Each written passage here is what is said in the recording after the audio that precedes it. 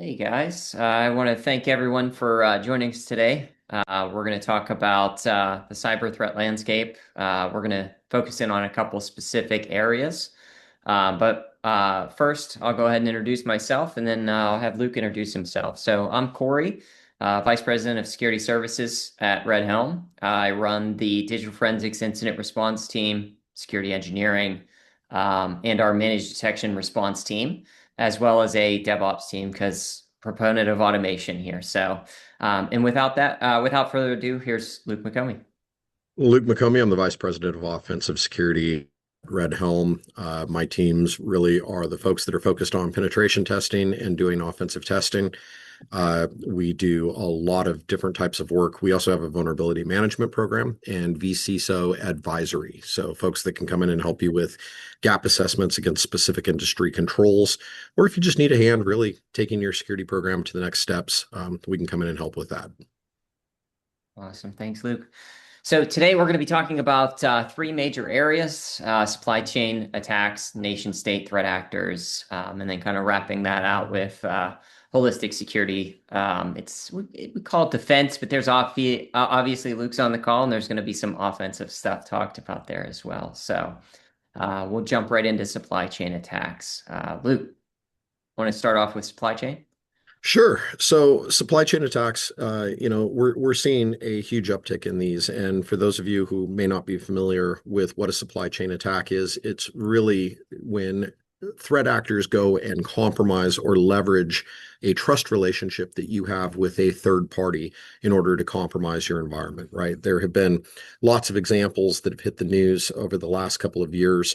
Some of the predominant ones that really, kind of woke people up. SolarWinds was a good example. And there are some other ones that we're going to dip in a little bit more here as we kind of talk through it. But the idea is that you compromise the vendors or the other people that already have built that trust, already have that relationship with you, so that they can get that initial foot in the door. Absolutely. Absolutely. And that inherent trust is typically what is kind of the sinking point for a supply chain attack, right? Like that's where you're really going to be destroyed whenever you have that inherent trust. So what's changed out there in the threat landscape is attackers are now really focusing in on that. Like Luke said, they're developing all of their tool sets to go and target different types of supply chain vendors, people that you would implicitly trust that you have inside of your organization, or sometimes you don't even know that there is a third party inside of your environment because it's a third party to a third party that you have in your environment as well. So that kind of upstream effect of third parties on third parties on third parties, and that inherent and implicit trust that you give to them to be able to do their job inside of your environment. So obviously threat actors have looked at that and said, wow, if I compromise this thing, that can give me lots of access and broad reaching capabilities across a whole slew of different types of organizations. So there's a lot of kind of focus there, whether it be to compromise them and use that as a jumping point into their customers' environments. Another thing that we're seeing is maybe their threat actors are kind of focusing in on things like stealing source code, or maybe there is responsible disclosures to that organization. They're trying to gather those responsible disclosures that maybe they didn't fix. Or they're injecting, malicious code into their development pipelines. And as the organization or business pushes out those new, code out across their, whatever it is that they do, now all of a sudden you have a threat actor that's a part of that. So lots of different things there. But the key takeaway is, supply chains now way past the theoretical attack vector, and it is a very common one and one of probably the more damaging ones that we see. Anything you wanted to add to that, Luke? No, I think it just, really the thing that's interesting for me is when we think about the increase in the number of these attacks that we're seeing, to your point, it went from being something that was theoretical, it conceptually was something that was happening, to now there have been multiple situations where we have seen nation state threat actors doing things like chip swaps during the shipping process of computers and other types of things like that It's just mind-boggling to think that it has matured and become such a successful vector with some of these attacks that it's now where people are spending money and some focus. Big money is being spent. So we'll jump over to F5. So F5 was had a compromise earlier this year. Lots of information there around that has kind of been made public. It was back in August 2025. The threat actor got in through, how did they get in, Luke? That one was phishing, wasn't it? I'm trying to remember off the top of my head. Yeah, it was fishing. It was Yeah. fishing. Yep. It made me pause for a second. I was like, fishing? Yeah, and it was. It was fishing. So the attackers got in through that, or there's two kind of theories. It was either phishing or stolen credentials. Mhm. And so, long story short, we're going to talk about China and nation state threat actors here in a few moments, but a nation state, it was China, got in and they were the ones who compromised F5. They were in there for 393 days without being detected. And so one of their focuses was not on dropping ransomware. It was not on being disruptive. It was to be as quiet as possible. And just like I said in the last slide, they were focused more on grabbing source code. So F5 has closed source code. It's not open source. So they were able to exfiltrate a lot of F5's source code that they had. And then they also pivoted over to figure out what their responsible vulnerability disclosure program is, and they stole all of that, everything that doesn't have a fix for it. Obviously, F5 found out about this compromise, and they locked the threat actor out. They worked with the government to see who it was and help have true attribution because they allowed them to be in there for a short stint while they knew they were in there and kind of went after it to figure out who they are. And so all that fun stuff to say, their focus was around source code and gathering vulnerability information that had not been fixed. So that put F5 in a position where they had to have an emergency fix to all those vulnerabilities that were disclosed to them. But further, one of the interesting things here is like from the, I'm sure from Luke's perspective, but also from my perspective is we don't even know what the fallout of this is going to be yet. And we don't know that yet because the threat actors have source code. They're going to do static and dynamic code analysis to discover additional vulnerabilities in that code, which is going to lead to more 0 days in our future, right? Like, so back in August 2025, whenever this happened, that's not that long ago, a few months. Well, I think across the next 6, 8, 12 months, we're probably going to start to see new 0 days against F5. Another fun fact in this particular one, it's something like 80% of Fortune 100 companies have F5s, and Fortune 500 companies, it's something like 70 some percent have F5. So we're talking about in larger enterprise style organizations, F5s are there, right? So this is one of those situations where you have closed source software or technology. It's now made pseudo public because threat actors have it. And you're going to have a whole slew of 0 day vulnerabilities come out about it. So, what did you want to add to that, Luke? What did I miss? What did I forget? No, I think you touched on the right things. I think the key takeaway was what you mentioned, right? It's not that the attackers were trying to hack F5. It was that the attackers wanted into all the places where F5 already was. Same kind of thing we saw with SolarWinds, same kind of thing we've seen with these other companies, right? If you can compromise and get in on these devices or some piece of software, that's when things really start going critical for them. Absolutely. You want to take the NPM, Luke? Yeah, this one's interesting, right? So this was a situation where the npm hack that happened with JavaScript, it was compromised through the packages that are being used for this library that's part of the JavaScript ecosystem. So the attackers didn't find like a new vulnerability or a new weakness, like it wasn't 0 day that they went after. They ended up compromising and getting access into the developers' accounts that allowed them to go in and then push and publish code into the open source software that was there, right? And because again, everybody thinks of open source, it's freely available, freely open. You can go read the source. You can try to find different vulnerabilities and weaknesses. This is an example to show how often that doesn't happen, right? And they compromised, I think it was a total of 18 of the internal libraries or something like that.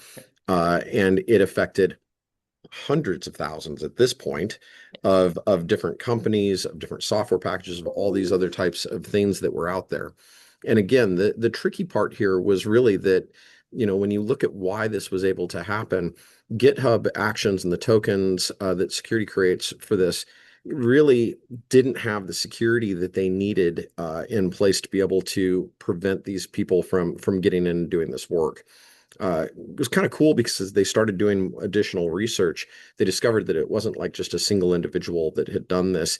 There were multiple accounts that had been staged and set up to try to build reputation and trust within the group of the people that were responsible for vetting and publishing and pushing out this code. But when they published this and pushed this, all of that software started downloading to everybody or anyone that was using this. And it was a great way to be able to compromise one location and then or take advantage of one location to then compromise many. Uh, the malicious code that they pushed down, it was or stolen.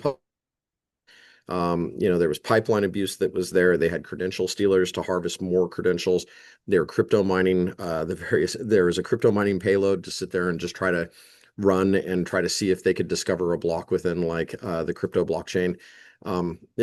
Pretty interesting in how advanced the attack became and kind of the direction of where this stuff went.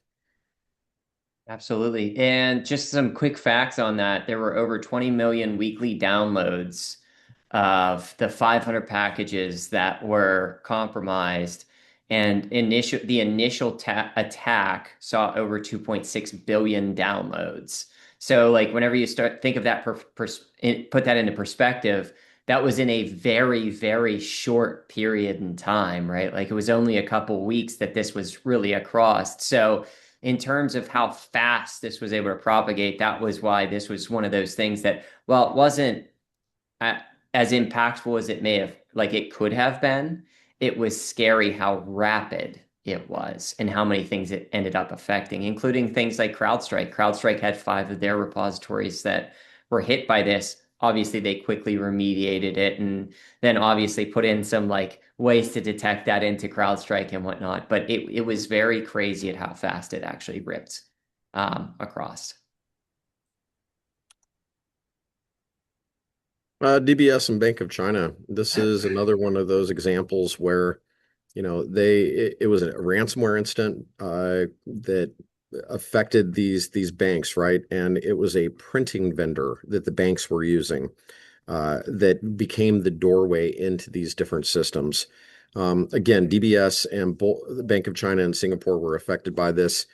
Core banking systems remained secure, and there were a lot of people that were like, oh well, they didn't get into the financial transaction routing information, all this other things. But the problem was really is that the customer data that was being managed in this situation by the vendor was exposed. So it was still personally identifiable, sensitive information that got pushed out and spread through this. Um, really one of the things that again is interesting. I talked about it on the last time when we were kind of going over these slides. But the Target hack that happened back in the past was a great example of this, right? Target lost all this credit card information, all these personal identifiable details about the customers. And all these credit cards that have been compromised, when they traced back and they discovered why the attack or how the attack had occurred, it was that somebody had compromised the third-party vendor account that was used for the HVAC systems, right? So the same computers that were controlling the air, the heat, the cooling, everything else for Target, those same systems were sitting on the same systems as the credit card processing that was being done through these third parties because the way that the networks were segmented and the way that it was set up, they just kind of were putting everything out on a third-party vendor network, thinking that they were isolating it away from the corporate environment and that was good enough. But in doing so, really we're violating a lot of the requirements and the restrictions that are put in place around segmentation and separation. It's part of why you see the things that you do with like CDE environments. If you're having to be PCI certified, it's really trying to make sure that those things are truly separated and segmented away from each other so that if one thing gets compromised, the others don't. Uh, Same kind of situation we saw here. And I know, Corey, you've got a lot more detail on this one to go a bit deeper. So I'll hand it over to you. Yeah. So, well, one of the big things I like to say here is the Bank of China isn't just like some bank in China.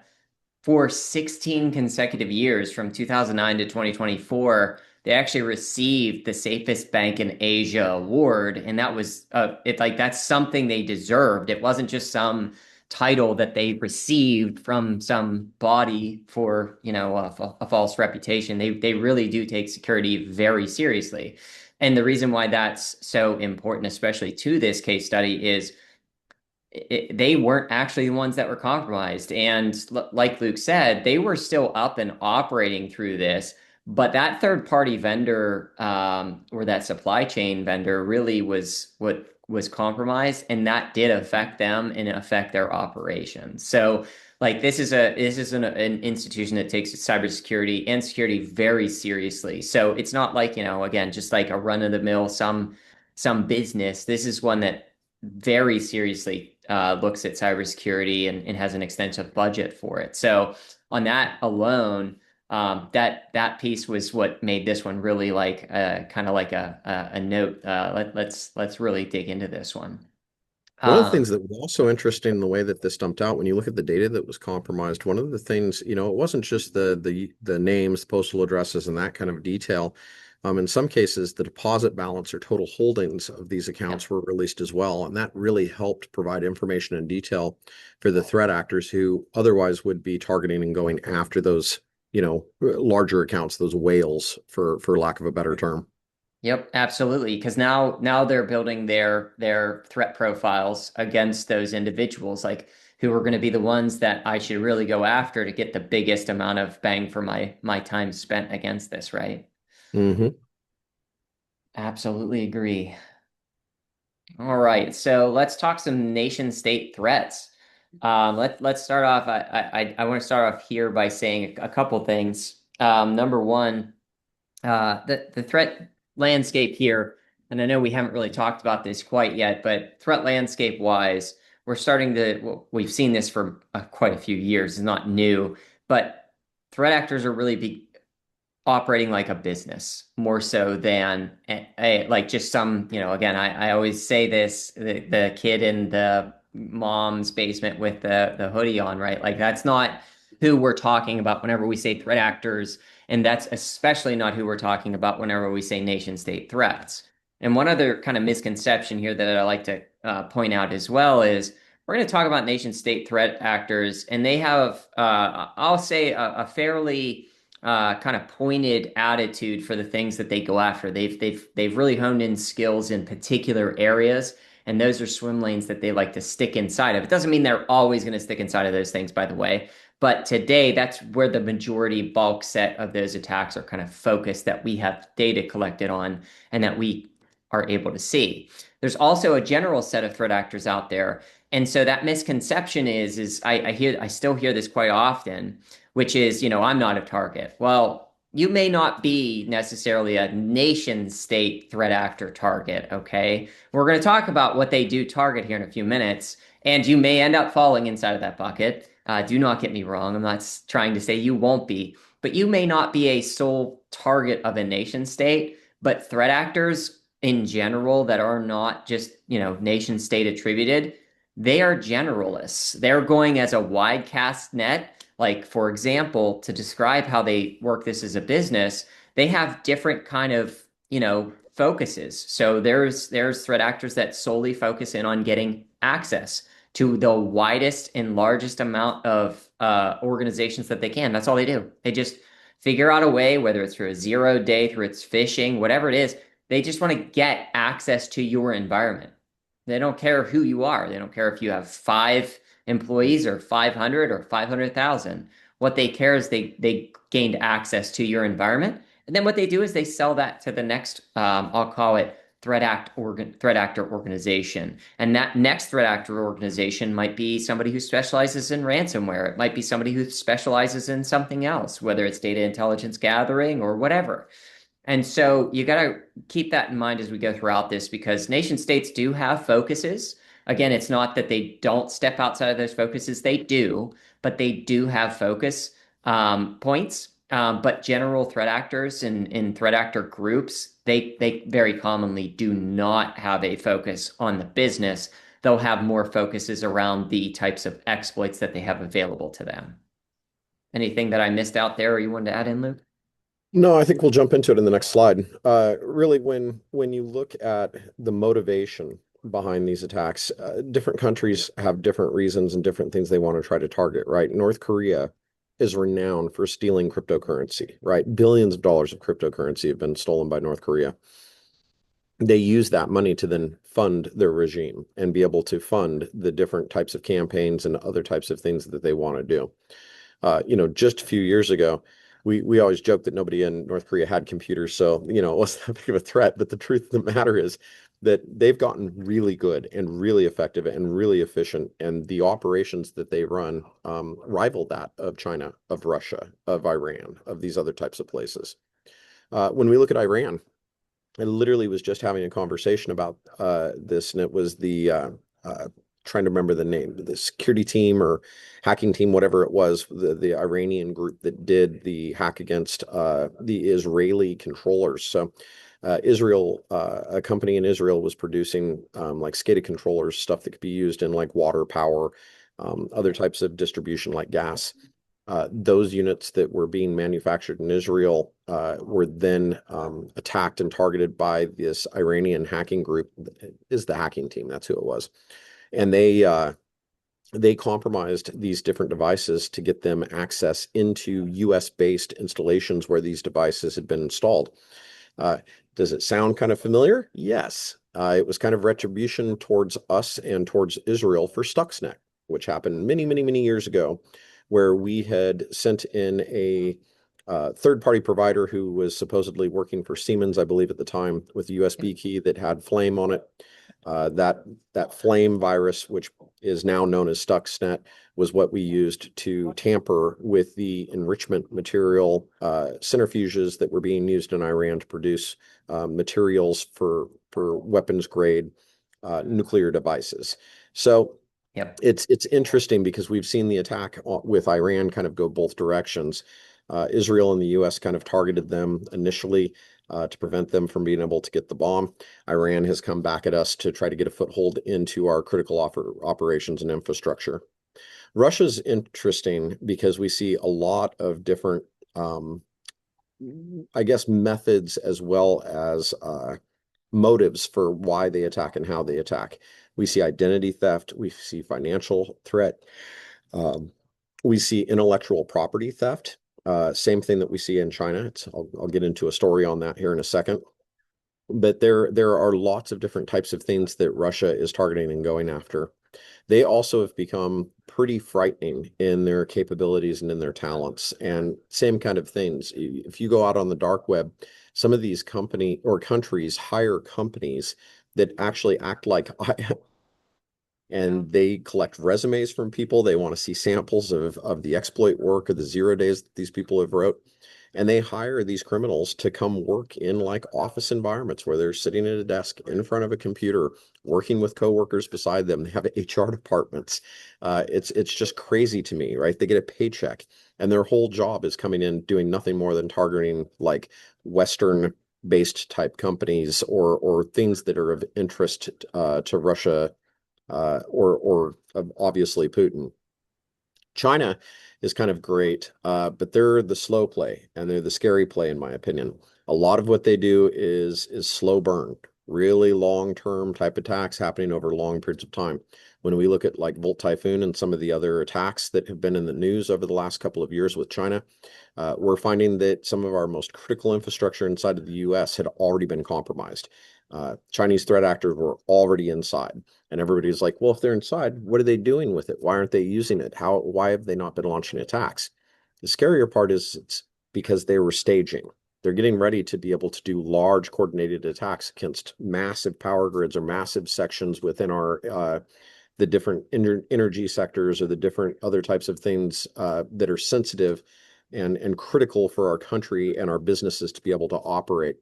So, even though the motivations are different, even though some of the reasons that they do these attacks are somewhat unique, the key to really pay attention to is that these organizations are becoming more sophisticated. They're becoming more intelligent. They're financially backed by large amounts of money. And honestly, time is at their kind of on their side, right? The more time they have, the longer they can go, the deeper in the weeds that they can get, the uglier this stuff gets. Uh, Yep. Again, kind of looping back on the Chinese side of things, we see a lot of attacks against U.S. critical infrastructure, telecommunication, energy, transportation, long-term network positioning, where again they just are sitting there waiting, living off the land. Corey, do you want to explain what living off the land is? I know you guys. Sure.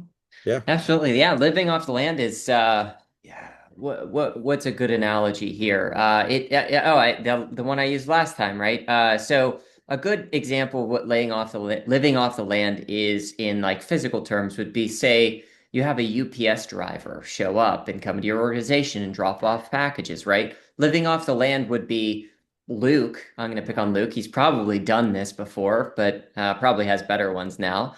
But he would dress up. He'd go out to eBay, buy a UPS uniform off of eBay or something, or he'd procure it from some location. I shouldn't say specifics, but he would procure it from a location. He would get it, he'd put it on, and he would drive out to some organization he wants to compromise, and he'd walk in and have a package in his hands to deliver, right? That is living off the land. You're doing something that is expected behavior that seems absolutely normal. You're checking almost all of the boxes, right? He has a uniform on, it has a name tag, it says UPS, and he has a package in his hand. What more do you want? Living off the land tactics and techniques are exactly that. They're blending into your environment. They're blending in because they're doing the things that you expect them to do. An admin account is doing admin things if a threat actor has that, or a normal everyday user is doing normal everyday user stuff. They're not stepping outside of the bounds of what would be expected for those types of things, which allows them to persist in environments for a much longer time. Because no matter what you do from a security perspective, if they're doing the normal things that you expect them to do, it's really hard to identify that as a threat inside of your environment. And that's what China has really become excellent at, is living off the land by blending in, doing normal everyday things. Yeah, what is it? It's Project 2049, I think, if I've got the year right there. China has a grand plan to be able to overtake most of the world's markets, technology, chip manufacturing, all of this. They're very public about it. You can go out and Google this. But they're not shy about the fact that they are stealing intellectual property from various companies, research groups, universities, medical facilities, those types of things.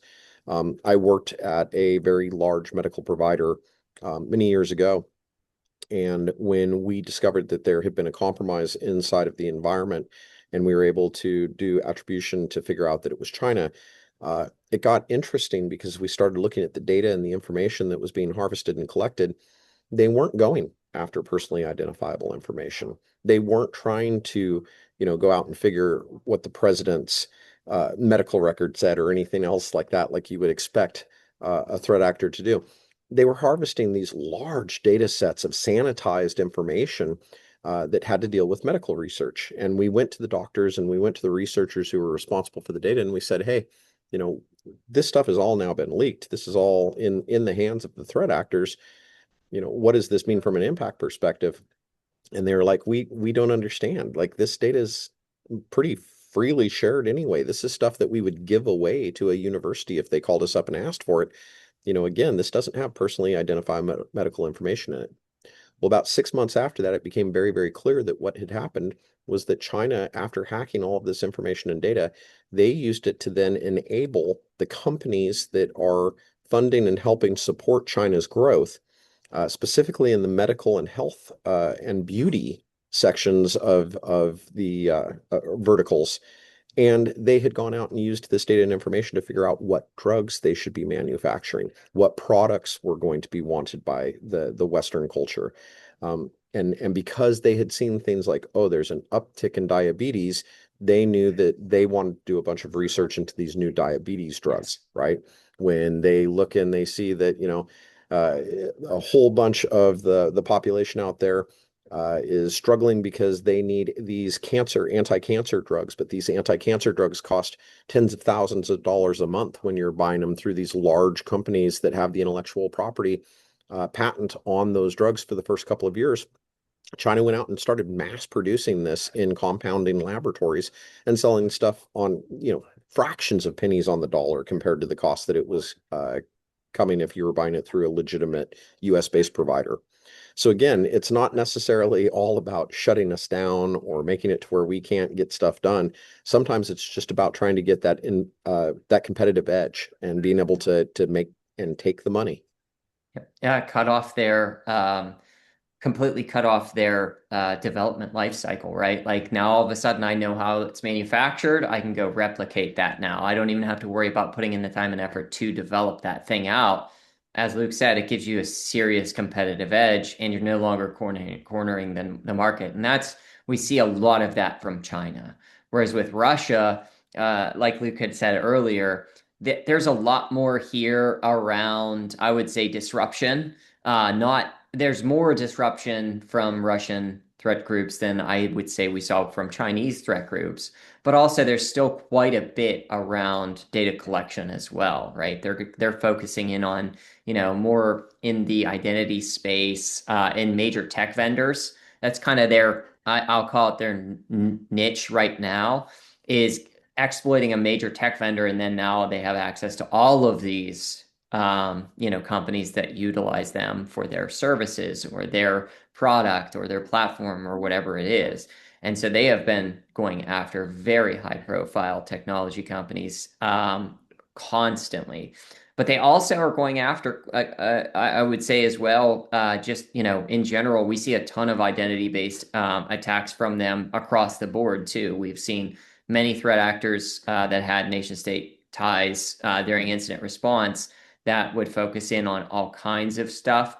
But this would be the kind of the bulk majority of what they're focusing in on right now is, cloud native identity style and going after tech style companies. The thing that I think is interesting about Russia too is that Russia, they're pretty blunt. Like they literally have Yes. compromised websites after, hacking companies and put up like hacktivism style type like defacements. Uh, they're quite proud about the capabilities and the talents that they have. And when you look at the way that these threat groups run, China's teams and the companies that are really hacking for China, they are very, very precise military, right? In some cases, where the way that they execute these chains of commands and things are done a very specific way. The Russian threat groups are very different. Putin's out there hiring teams of random hackers and things that they are discovering. And these people have all kinds of different methods, techniques, 0 day. You'll get one group that does stuff very, very much in the same right or same way that you would expect to see China executing and doing the work. And right beside them, even sometimes on the same campaign, you'll see a group of threat actors that are college age kids that, these kids are going out. In fact, to show you how blunt and published this stuff is, some of those people that are doing this stuff are like rock star level in Russia. They're public about this stuff. They brag about hacking the US. They brag about how they were just able to buy a brand new Lamborghini using Bitcoin that was harvested from companies that were attacked via Russian campaigns or targeted programs. So just kind of interesting again to see the difference between the different groups, the different countries, the laws, and the way they approach these things. Absolutely correct. And that actually kind of leads into something. That's why whenever you see different threat actors emerge, and then you'll start to see lines kind of transition back towards them, like Conti, Ryuk, Dark side. Dark Side. There was like not the whole thing. It's not a whole threat acting group, but there were sections of Conti that were part of Ryuk, and Ryuk literally not stole, it was the same team. They recreated Ryuk with Conti, and that you will see that a lot with Russia because they'll take this thing that works really, really well in this like very I'll call it kind of like exclusive tight team that they had function very well. And they'll, okay, you're done with that task, you're done with that priority. We're going to move you over here to this task and this priority, and this is where it's going to go from here, right? So then you're going to see like reused code from previous threat groups and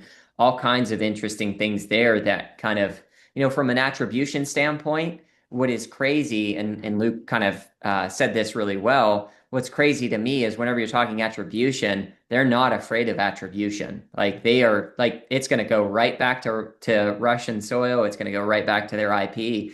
And like Luke said, they're very proud about this. They buy Lamborghinis. They'll shout it on social media platforms like, "Look what I bought with the Bitcoin and I got." And like in China, very different. I would even say Iran and North Korea are also quite different from that as well. So. Yeah, I'd say that both the threat actors that we see, some of the groups that are there out of Iran, out of North Korea, very secretive, very private. When people have been exposed and when we have been able to make busts and have arrested some of these people, again, Iran and North Korea, not uncommon to see that they have military backgrounds or were working in some kind of a government function or were recruited out of like a university to come do this stuff for these larger groups. Iran has been a pain lately in a lot of ways because we see them not just targeting the US, but they're going after a lot of US based allies as well. Yeah. Obviously, Israel is probably their single largest target right now. They just want to do anything and everything they can to be against that country and against the stuff that is happening there. But again, the crazy thing about Iran is that we do see some third party groups, right? One of the ones I was talking about earlier that has been targeting Iran, interesting, is like Handla, right? And that is a group that is pro Israel, and they're trying to go out and target and attack anybody that has been focused or going after Israel. And when you see the dumps that Handla has been putting out about the Iranian capabilities and the teams that they have, the size that they have, Iran has very quickly ramped up their capabilities and their tooling as well. Same kind of thing Corey was mentioning. It's interesting because when you see some of these attacks and some of the things that were being done in like the water treatment facilities and industrial control systems and some of this, the code that they're using, the exploits that they're using, the methods or the techniques, these are often being borrowed from Russia. Or from the threat groups that we're seeing in China as well. So again, it's kind of, you see some rinse, wash, repeat, or at least little kind of telltale signs that they've kind of been borrowing or copying each other's work in the way they're going at this stuff. Yep. All right, that brings us over here to kind of how what we've put together, why we did it this way, and our thought process around how we kind of slice that. Yeah. So one of the things that we really like to try to push is that there are different approaches for different customers of different sizes, right? If you are a brand new customer, you've spun up a brand new company, you have 10 employees, your security needs are going to be very unique and different than somebody who is a government agency operating in a classified facility somewhere. And those requirements are going to be very different than someone who is manufacturing skateboards in Southern California, right? We work with all these different companies.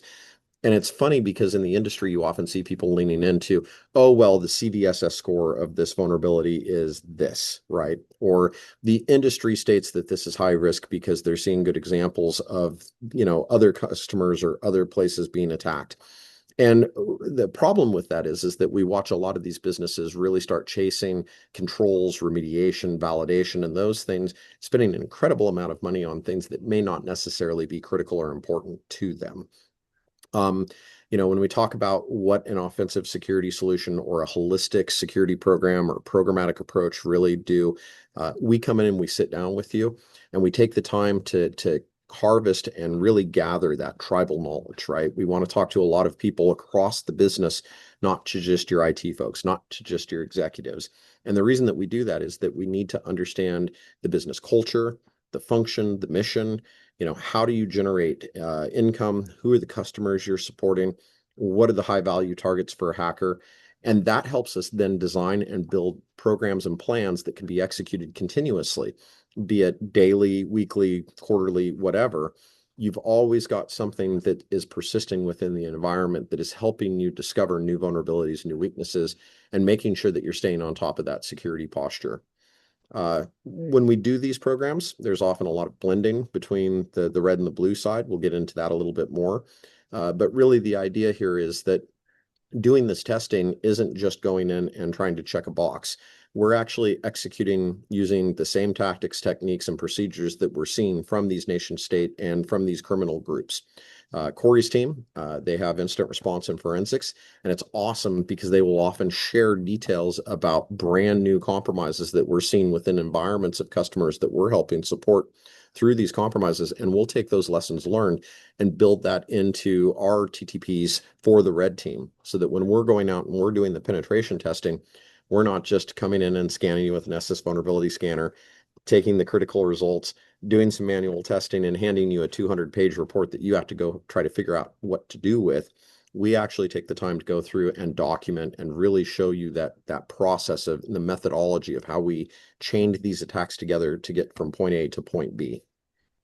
Absolutely. Absolutely. One thing for me, Luke, if you wouldn't mind highlighting, tell me about why physical is so important. What is physical and why is it important? It's the last Sure. dot on there. Tell me about it. Yeah, so crazy enough, we've got a lot of customers out there that spend a huge amount of money securing their networks, and they will spend all this money for MDM to protect mobile devices and laptops and everything else.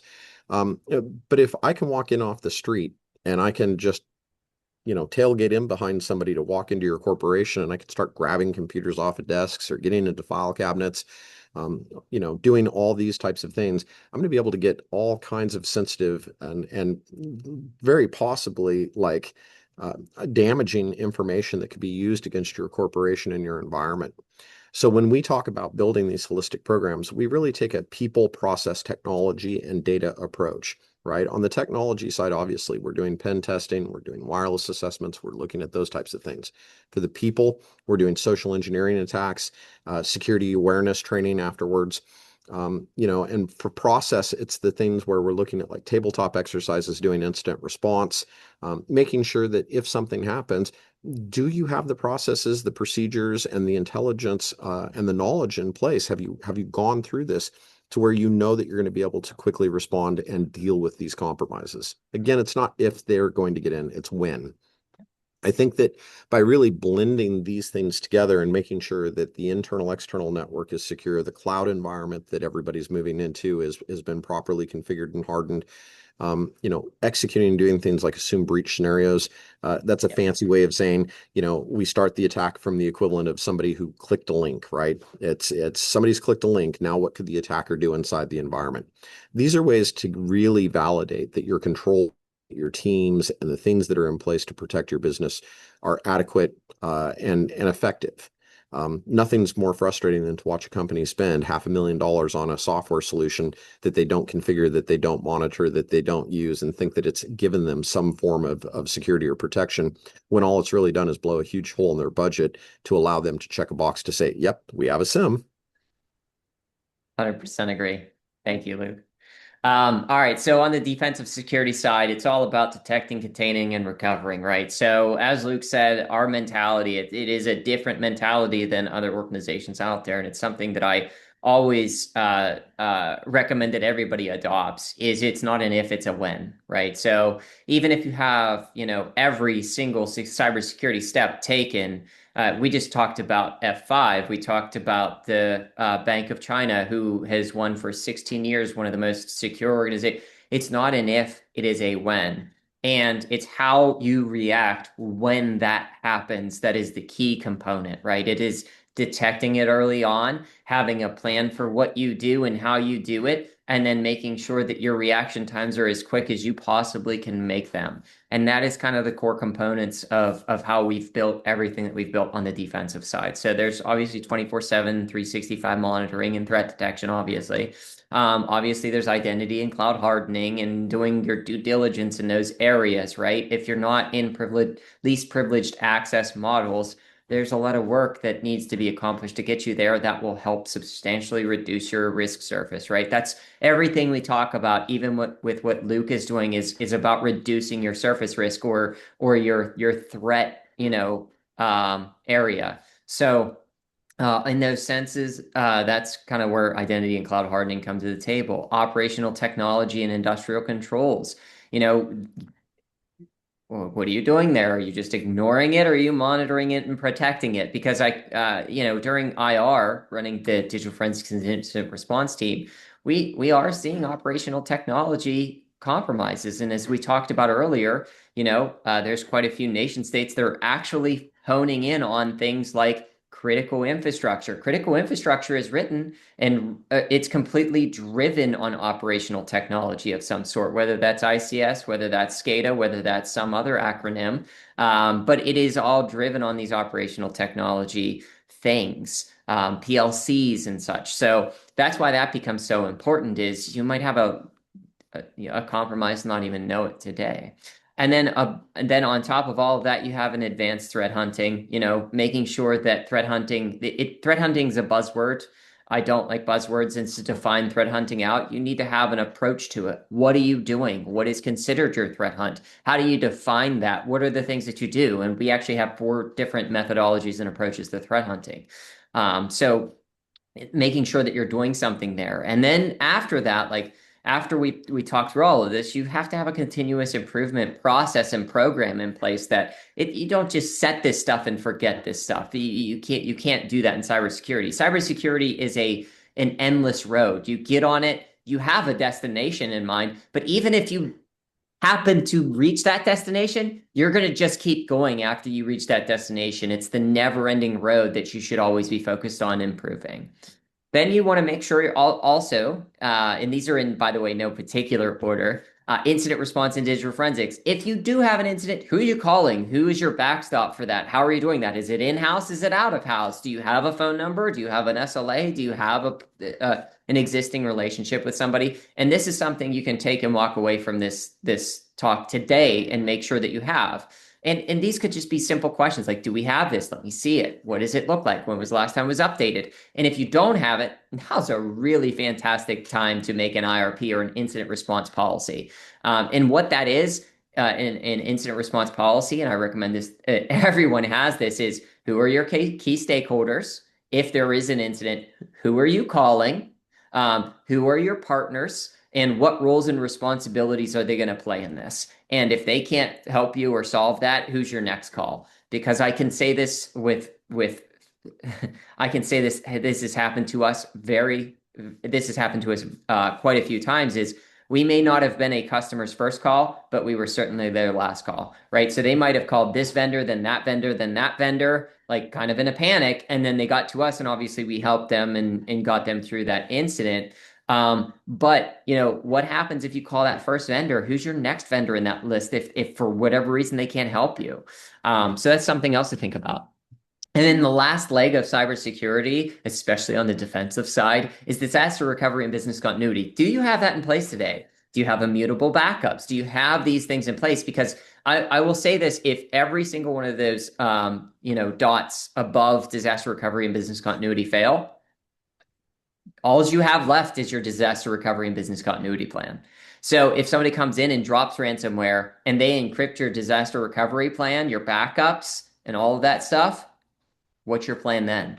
So that's kind of where that becomes super real and very, very, very important to the core competency of defensive security is your disaster recovery and business continuity plan. So that's going to be that. And the key components here for this, if I were to boil this down and make condensed soup out of it, is what is your reaction going to be in these situations?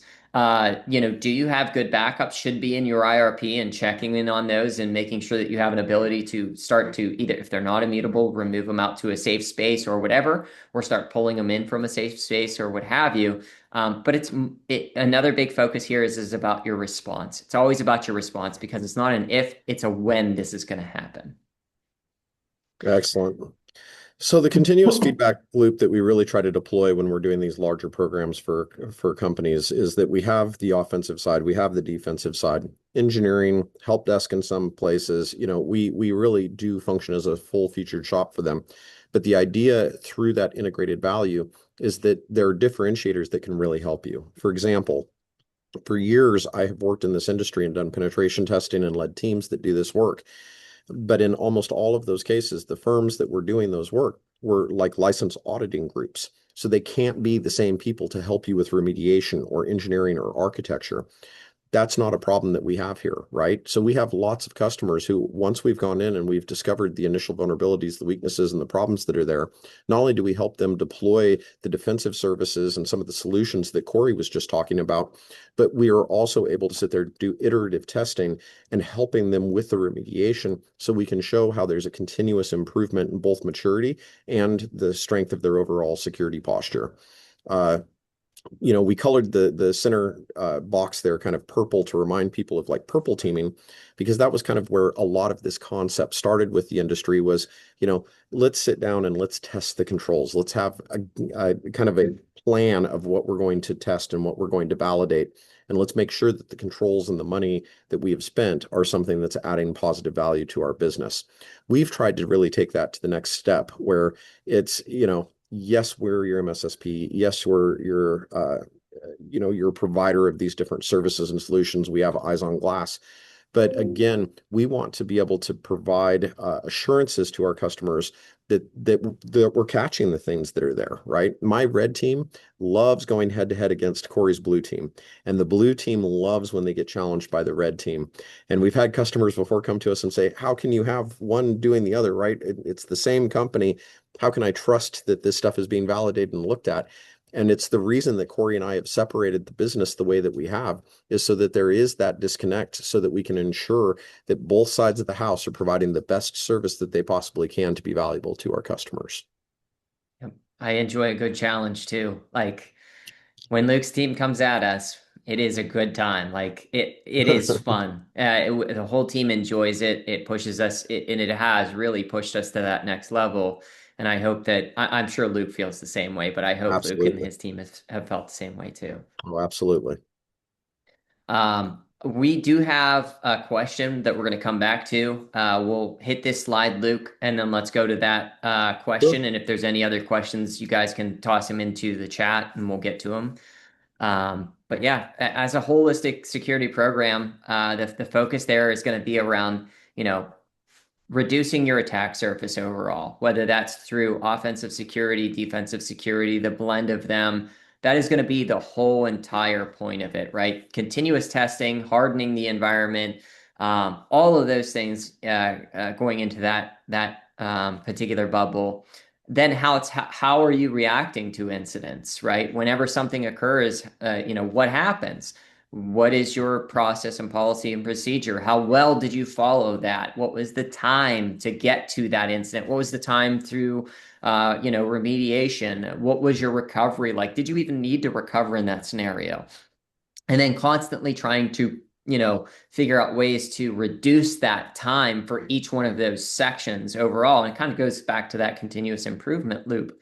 And then obviously you can't solve for problems you don't have visibility into. So like in early on in my career, I can't tell you how many times somebody said, I can't secure an asset I'm unaware of in my environment, right? And that has followed me through and been true for most of my career. You can't protect something you don't have visibility into. You can't detect something you don't have visibility into. So gaining the largest amount of visibility that you can across your entire ecosystem, your entire business, your entire cyber footprint is really a key component. And then layering in capabilities around, having a more proactive approach. And that visibility is truly going to come from a blend of, defensive security and offensive security, like Luke's continuous vulnerability scanning will give you visibility into assets you might not even know you had, for example. And then obviously, strengthening your resilience and focusing in on your disaster recovery and business continuity plans, making sure that they are functional, right? When was the last time you pulled a backup and actually failed over to it? Have you ever failed over to a backup? Maybe you do that quarterly. Maybe you're really aggressive on that front. Are your backups immutable? Do you have a secondary thing that you could fall back to, such as like sand snapshots or something along those lines? And then during that recovery, do you have enough space in your environment to actually recover your environment? I can't tell you how many times we've seen that firsthand. So, anything else on this particular one, Luke, you wanted to touch on? No, no, I think I'm good. And it kind of plays well into the question that we have. The question that came up from someone in the audience is how do you recommend business prioritize supply chain risk across hundreds of third-party relationships? When we advise companies, usually one of the big things that we do is that we come in and sit down with them to understand what that structure looks like. And policy, procedure, guidelines, and setting expectations with those vendors are a large part of it, right? It's not uncommon now if you're going to be working with a company, often those companies will come back to you and say, "Hey, we need to see some attestation or assurance so that we know that you guys have done the basic block and tackle, you've done your due diligence, and you've locked this stuff down." We are working with an organization that we're doing pen testing with right now, and they're using third-party developers to write their software and their code. Some of this is being done offshore, but the company themselves are doing a really good job because they're doing static and dynamic analysis against those applications to ensure that there aren't vulnerabilities or weaknesses that they may not be aware of. Really, the key there is setting a policy, setting a standard, and making sure that that's something that's applied anytime that you are engaging with a third party. The other thing that I would say, when you look at the way that businesses work, is assess the different relationships based upon their access into your environment, right? You can have a third-party relationship with a software vendor, and it doesn't mean that they're ever going to need access into your environment or your network. Maybe their whole thing is they just sell you a piece of software, you're installing and maintaining that software, and that's what's helping run your business. On the other side of the coin, you might have somebody like a Salesforce or an Okta or somebody else like that that's very involved in your business, right? They're the keys. They are the things that protect the keys to your kingdom. And as you can imagine, the requirements that you may set for those relationships may be something that are stricter or harder based upon the access that they have in the environment, the data that could be compromised if an attack were to be successful. So it's a bit of a balance game, is what I would say. Yep. And Corey, do you then have we have anything to answer that no, or to you add to you that? you answered it very well. I was actually going to jump because you answered it so well. I was going to jump to the next question that we had.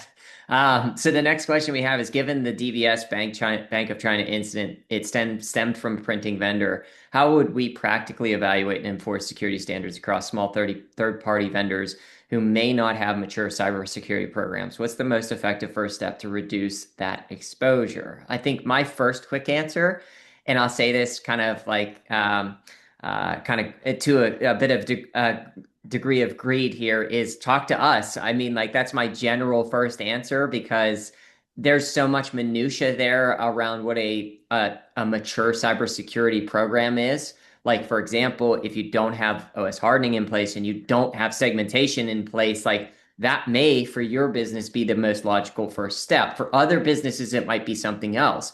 It could even be as simple as a third party risk assessment, right? Like starting with what are the right questions to ask an organization if they're actually doing their due diligence. And like Luke said in his last answer, are they doing blocking and tackling? Well, you got to know the right questions to ask to solicit those answers. Anything to add to that, Luke? No, I think you're absolutely on point. The thing that I've also seen that's kind of an interesting little addition to this is we've seen fairly large companies pay for third-party pen testing, Yes. meaning that maybe they are using a development company that doesn't have the resources, the funds to be able to do, a robust, secure development lifecycle and do all of these different iterative tests through the release processes. But these larger companies will say, "Hey, we're about to deploy this into production inside of our environment. We want you to do a pen test of this third-party software that we have purchased and that we're getting ready to deploy." So again, making sure that you're taking the right opportunity to really evaluate those relationships and the access that they'll have within your environment can help make the decisions as to what's going to really move the ball. Absolutely agree. Absolutely agree. Well, I think, Luke, this is the first time in history that we've actually ended on time. So if everybody doesn't know this, we talk a lot. So I did want to stop and say thank you to everyone to taking the time out to listen to Luke and I today. And anything you wanted to add, Luke? No, just thank you very much for coming. And if there's something that we can help with, please reach out to Corey, myself, anybody else at the Red Helm team. You can see there's the info at Red Helm site. That'll help get you directed to the right person if you send messages to that. But again, thank you. Yep. Thank you very much, everyone. I hope you have a great week.